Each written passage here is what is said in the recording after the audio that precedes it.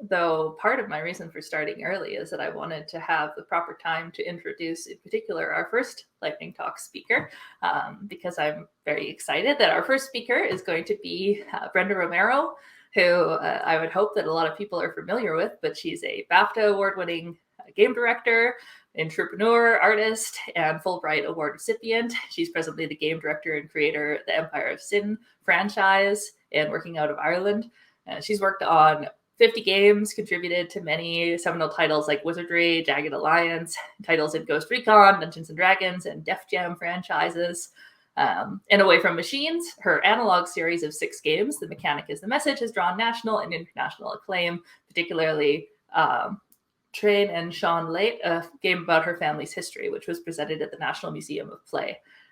In addition to a BAFTA and a Fulbright, if that's not enough, she's gotten multiple Lifetime Achievement Awards, Grace Hopper Award, GDC Ambassador, basically just all around extremely inspiring person who I personally look up to and was very excited to have with us. So, and there we go, right top of the hour. So if you're ready, we'll bring you on, Brenda.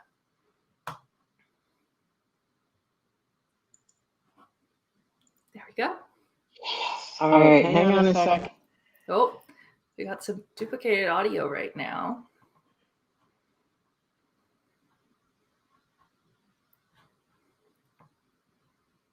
Figuring it out here, folks. Can you guys hear me? Yes, I can hear you. All right. I had to, I put up 2 different, and I'm guessing you're looking at a slide right now. Is that right? Yes, we have the slide. It looks like your video right now is a black screen. I don't know if you want to try and fix that or if that's just technology being what technology is. My video, meaning my camera? Yeah, your camera. Okay, well, let's just pretend I'm sitting in the dark because we've got this. Actually, let me see if I can fix that. Hold on 2 seconds. Stop. Start cam. Isn't that weird? Yeah, I don't know why. You know what? I suspect that I suspect it's doing that just because anyway, we've got the slides, and the slides are what matter. As long as you won't be eaten by a grue, it's all right. You can. Yeah, well, if you hear screams, that's what it is. So. Awesome. Yeah, I changed over from Firefox to Chrome because Firefox wasn't working. Anyway, but that's not what we're here to hear. We all know about tech problems. So thank you for that great introduction. As you mentioned, I'm Brenda Romero, and I'm going to talk about dynamic relationships and traits in Empire of Sin. So I got interested in dynamic relationships and traits in games in 1981 with this specific game, which was called Proving Grounds of the Mad Overlord. It was the very first Wizardry. And in this game, you could create a party of 6 characters. And truthfully, the characters actually did not develop dynamic relationships at all. However, in my head, they did. And I took these characters and their personalities and their interactions way further than the game ever intended them to go.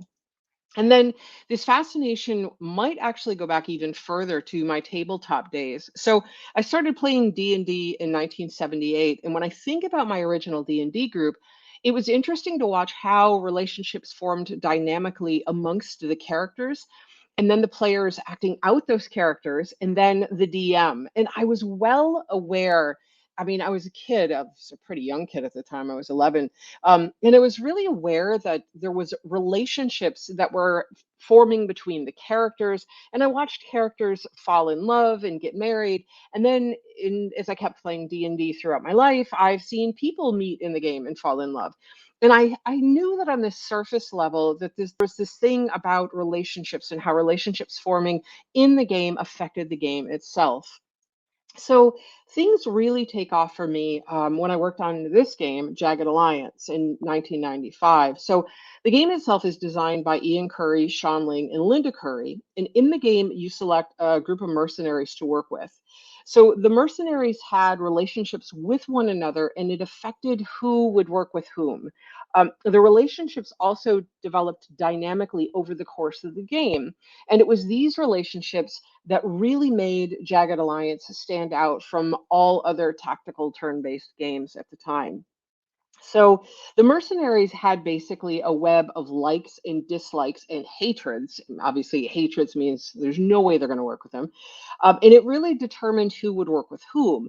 But it wasn't just that simple. So some relationship types could override other relationship types. So, for instance, the death rate, meaning the amount of people you were killing, and the game tracked that, whether you had developed a bad reputation, if they had a buddy on the team, if a buddy got fired, if a buddy died due to your poor management, and a bunch of others. So it was a web that mostly excited and interested players, and it gave depth to the characters as they reacted dynamically to the things that you were doing in the game. So fast forward to Empire of Sin, and knowing that it would feature a diverse cast of characters, specifically in the game, we had 14 bosses and 60 different gangsters. I really wanted dynamic relationships to be a part of this. Also, it was a Paradox game. So if you've played Paradox games, specifically if you played the Crusader Kings series, you know that it goes way further than Jagged Alliance did. In fact, it even takes into account who your father was and who your mother was. And there's loads of traits that the characters develop throughout the course of play. So when it came to Empire of Sin, which is what you're looking at here, I wanted there to be something similar, and I wanted those traits to reflect the time period as well as the potential of gameplay.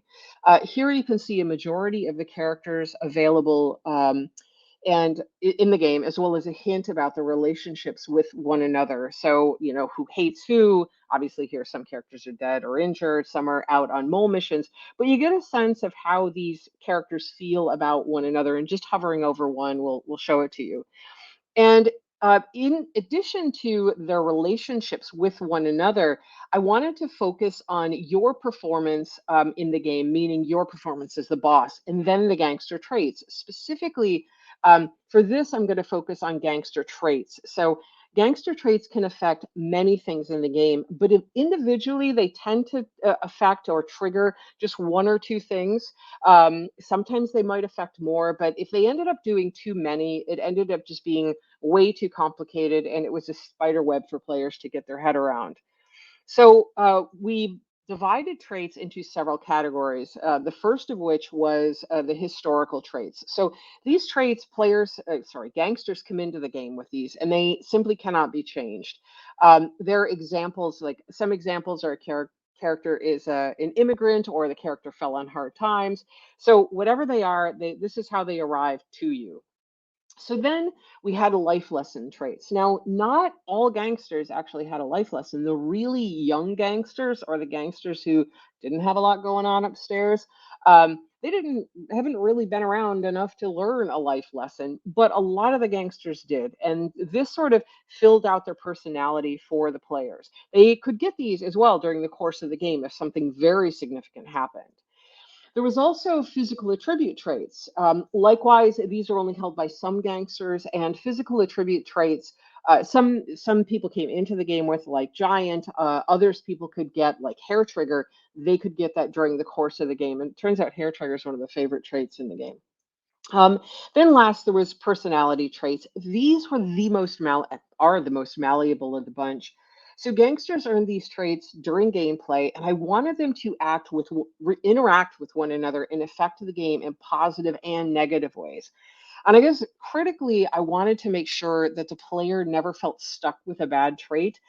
There should always be a way around the situation. Otherwise, nobody would ever choose that character, or a combination of characters if they performed those actions together. So, critically, for me, the characters needed to evolve with the gameplay and with the player, because if they didn't, then it was literally just the same play every time, and nobody wanted that. So some gangsters like Grover, so you can see, Grover's he's an older gangster, and he was pretty much near the end of his career. And so he was who he was, and he comes with like most of his traits pretty well set. The younger and the more malleable a gangster was, the more the player could affect their growth. So I've managed to effectively create this whole potential web for the player of traits and personality types and who likes whom. But that's not actually where I start. So when I'm actually starting a game, I am trying to think of what things would be suggested by this specific time period. And when I'm doing this, I actually start with the systems, because if I'm going to be working, if I'm building traits and trying to create something dynamic, I need to make sure that it works dynamically in the time period and in the systems I have. So for this specific game, I just start listing out the systems, the obvious ones. There's alcohol, there's bosses, there's the crew that you're going to hire, the businesses that you run, the clients that you have, the citizens who are in the city and might be ticked off about everything that's going on. There's the police, there's the feds, and then there's all the other systems that are there. And so in doing this, I'm really thinking about the intersections of these things, all the items they have, how they move around, the collisions and the conflict.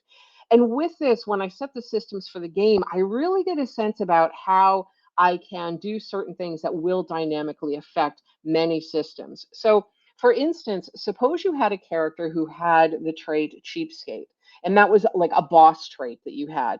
So, immediately, those interactions, you can see how that could dynamically affect many different things. And understanding the systems gives me an idea of how powerful or underpowered a specific trait might be in the world.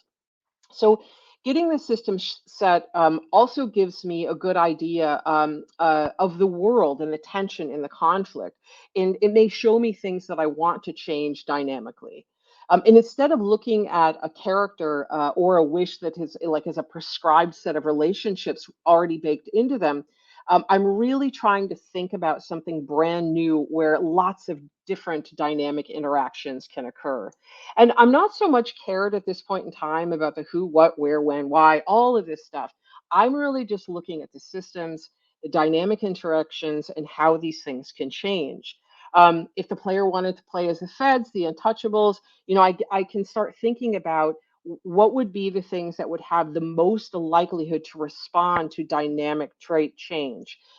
Also, it allows me to emphasize one system over another and give it priority, thus changing the whole nature of the game and the balance of any dynamic elements. So, if combat is in the fore, obviously this is a very different game than if it's about purely building your empire.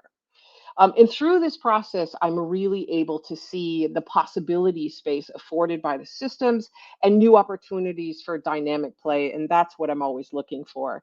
So I'll leave you with a couple of my absolute favorite bugs that came out of this, because it's probably the best thing about having a dynamic system. So this is the cleaner, and the cleaner was a loner and a narcissist. It turns out he fell in love with himself. And so that when anybody else fell in love with him, he got jealous.